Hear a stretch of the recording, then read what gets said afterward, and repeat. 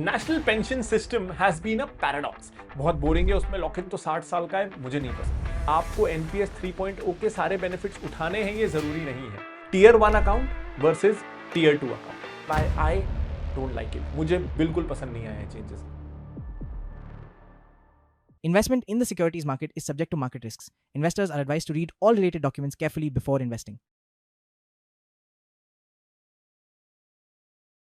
National pension system has been a paradox. देखो, usually Indians को long lock ins बहुत पसंद है। आप रियल एस्टेट देख लो, फिजिकल गोल्ड ज्वेलरी देख लो, या वो ट्रेडिशनल इंश्योरेंस पॉलिसीज जो घर आके कोई पहचान का हमें चिपका जाता था और जिसके रिटर्न्स 20 सालों में तो अच्छे लगते थे, लेकिन वो होते साल के 3-4% थे। ये सब में लॉन्ग लॉक इन्स होते थे और हमें बड़े पसंद आते थे। लेकिन रिटायरमेंट प्लानिंग के लिए आप किसी को नेशनल पेंशन सिस्टम सजेस्ट करके देखना, सबसे पहले झड़क देंगे उसे और कहेंगे बहुत बोरिंग है, उसमें लॉक इन तो 60 साल का है, मुझे नहीं पसंद। है ना पैराडॉक्स? तो इस पैराडॉक्स को दूर करने के लिए, एनपीएस को पॉपुलर बनाने के लिए आया है एनपीएस 3.0। आई एम श्योर जब आप सुनेंगे इसमें क्या चेंजेस हैं, you will love it, and that's exactly the reason why I don't like it. मुझे बिल्कुल पसंद नहीं आए हैं चेंजेस। थैंकफुली अच्छी बात यह है कि आपको एनपीएस 3.0 के सारे बेनिफिट्स उठाने हैं, ये जरूरी नहीं है। ओल्ड फीचर्स भी अवेलेबल हैं, न्यू फीचर्स भी अवेलेबल हैं, फ्लेक्सिबिलिटी बढ़ गई है। पहले जरा क्या चेंजेस आए हैं उन्हें समझते हैं, फिर हम जानेंगे कि मुझे ये क्यों नहीं पसंद है and why you shouldn't go for the newer structure. This is Pranjal Kamra, आप देख रहे हैं Finology the financial freedom company. I will help you plan your retirement better इस वीडियो से। एनपीएस 2.0 में क्या प्रॉब्लम्स थी उसे समझते हैं, लोगों को ये क्यों नहीं पसंद था उसे समझते हैं, और फिर क्या चेंजेस आए हैं वो जानते हैं। देखो, एनपीएस 2.0 में ना जो मेजर प्रॉब्लम लोगों को थी वो दो थी। एक, 60 इयर्स के पहले जो आपने इसमें पैसा डाला है उसे निकालना बहुत बहुत मुश्किल था। विड्रॉल ऑप्शंस थे, आप हर 5 साल में 25% ऑफ योर कंट्रीब्यूशन को विड्रॉ कर सकते थे इन सर्टन इमरजेंसीज, बच्चों की पढ़ाई, शादी, क्रिटिकल इलनेस, इस तरह की कुछ एक्सट्रीम जरूरतों के समय आप हर 5 साल में 25% अपना कंट्रीब्यूशन निकाल सकते थे। मैक्सिमम आप 3 बार ऐसा कर सकते थे अगर आपको 60 साल के पहले अपने कंट्रीब्यूशन वाले पैसे चाहिए तो ये रिजिडिटी लोगों को पसंद नहीं थी। एक और चीज एनपीएस के बारे में लोगों को पसंद नहीं थी, और वो था कि आफ्टर 60 ऑल्सो जब आप पैसा निकालना चाहो तो जो भी आपका कॉर्पस इकट्ठा हुआ है उसका मैक्सिमम 60% ही आप लमसम विड्रॉल ले सकते थे। बाकी 40% से आपको एक एन्युटी प्लान खरीदना होता था, या आसान भाषा में मैं कहूं तो एक पेंशन प्लान खरीदना होता था। ये मेरी नजर में तो बहुत अच्छा था। इससे ये इंश्योर होता था कि जब आप 60-65 के हैं और अकाउंट से पैसा विड्रॉ करें तो ऐसा ना हो कि आपके सारे पैसे खर्च हो जाएं या आपके बच्चे सारे पैसे खा जाएं। 40% मिनिमम कॉर्पस से आपको पेंशन आती रहेगी, तो बुढ़ापे में आपकी जिंदगी चलती रहेगी। मेरी नजर में ये अच्छा था, लोगों को ये पसंद नहीं था, तो इसको भी चेंज किया है। क्या चेंज आया है?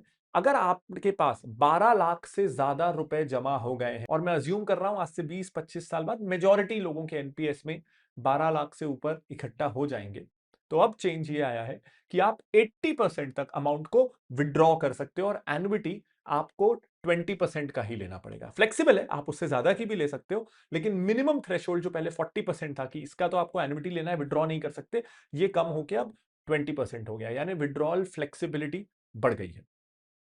मुझे क्या ये पसंद है? नहीं, वो 60-40 स्प्लिट ही बेटर था, लेकिन मैं समझ सकता हूं कोशिश है रेगुलेटर की इस प्रोडक्ट को और ज्यादा पॉपुलर बनाने की।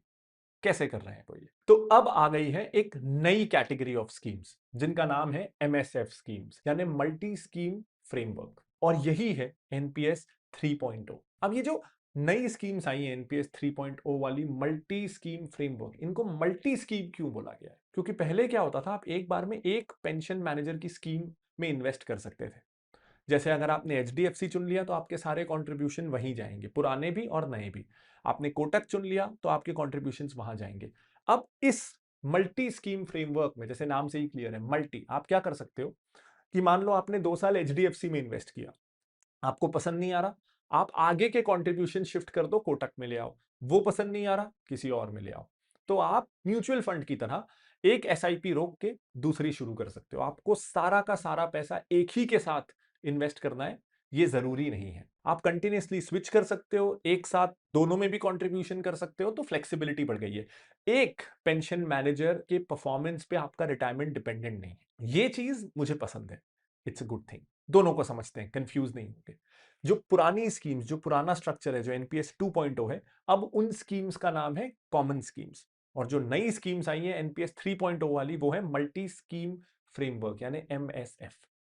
एक ना एनपीएस के साथ प्रॉब्लम ये भी रहा है, ये हमेशा से बहुत कॉम्प्लिकेटेड रही है, लेकिन आज एनपीएस को हम हमेशा के लिए सॉल्व करने वाले हैं, पूरा समझने वाले हैं, तो घबराइएगा मत। ये जो एमएसएफ स्कीम्स हैं ये क्या है?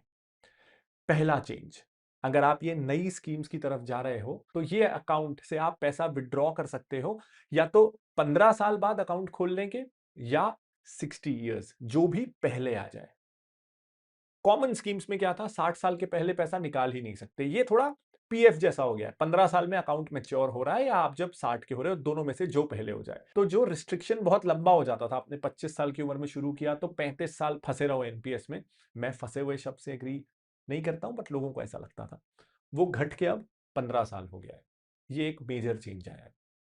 दूसरा, लोगों को इससे रिटर्न एक्सपेक्टेशंस बहुत ज्यादा थी कि 10-11 या बहुत हुआ तो 12% ही तो मिल रहा है ना, हमको और रिटर्न चाहिए। तो यहां पे फ्लेक्सिबिलिटी बढ़ाई है। अगर आप multi scheme framework, new generation schemes की तरफ जाते हो, तो आपका इक्विटी एलोकेशन 100% हो सकता है। देखो, आज तक एनपीएस में क्या होता था, दो ऑप्शंस होते थे आपके पास, मैनुअल चॉइस या ऑटो चॉइस।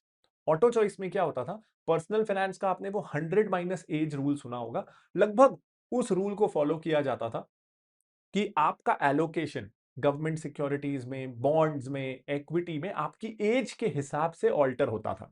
जैसे जैसे आपकी एज बढ़ रही है, इक्विटी से आपका पैसा निकलता था और बॉन्ड्स और गवर्नमेंट सिक्योरिटीज की तरफ बढ़ता था। यह होता था ऑटो चॉइस। और इसमें भी आपका इक्विटी एलोकेशन कभी भी 75% के ऊपर नहीं होता था। इसके अलावा एक होता था मैनुअल चॉइस। उसमें भी कि आपने मैनुअली फिक्स कर दिया कि नहीं, जो भी पैसा मैं एनपीएस में डाल रहा हूं उसमें मुझे इक्विटी में एलोकेशन इतना चाहिए, डेट में इतना चाहिए, गवर्नमेंट सिक्योरिटी में उतना चाहिए। उसमें भी एक रिस्ट्रिक्शन ये था कि जो मैक्सिमम ऑप्शन था इक्विटीज में पैसा डालने का, वो 75% था। उससे ऊपर एलोकेशन आप चाह के भी नहीं डाल सकते थे, वो स्कीम डालेगी नहीं उससे ज्यादा। इसे चेंज कर दिया गया है।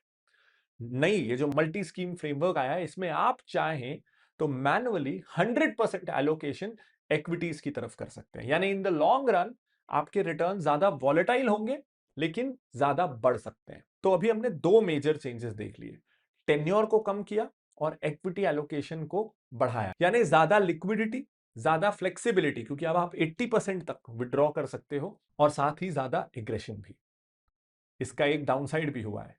अगर आप ये नई स्कीम्स की तरफ जाते हो तो अब ये जो एनपीएस मैनेजर्स हैं, म्यूचुअल फंड कंपनियों की तरह ही काम करते हैं, ये आपसे फीस भी ज्यादा वसूल कर सकते हैं। तो जो पुरानी कॉमन स्कीम्स है उसमें मैक्सिमम एक्सपेंस रेशो जो चार्ज किया जा सकता था वो था 0.09%, यानी किसी इंडेक्स फंड से भी कम।